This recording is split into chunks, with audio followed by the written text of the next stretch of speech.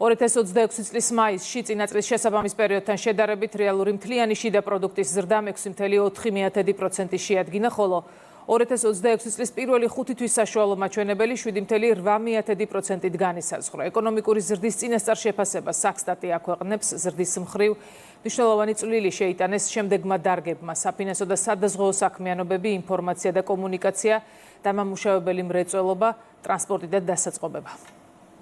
წინა წლის შესაბამის პერიოდთან შედარებით ზრდის მიმართულებით მნიშვნელოვანი წვლილი შეიტანეს შემდეგმა დარგებმა. ეს გახლავთ უპირველეს ყოვლისა საფინანსო და სადაზღვეო საქმიანობის სექტორი, ინფორმაცია და კომუნიკაცია, დამამუშავებელი მრეწველობა, ტრანსპორტი და დასაწყობება.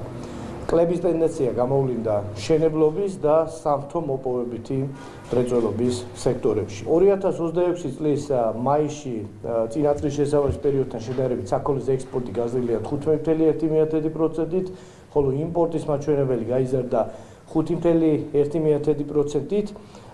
ქვეყანაში დარეგისტრირდა მაისში 6500-მდე ახალი საწარმო, რაც წინა წლის შესაბამის პერიოდის მაჩვენებელს 2.2%-ით აღემატება. ზრდა ძირითადად ადგილობრივი მეწარმეების რეგისტრაციის მაჩვენებელს უკავშირდება.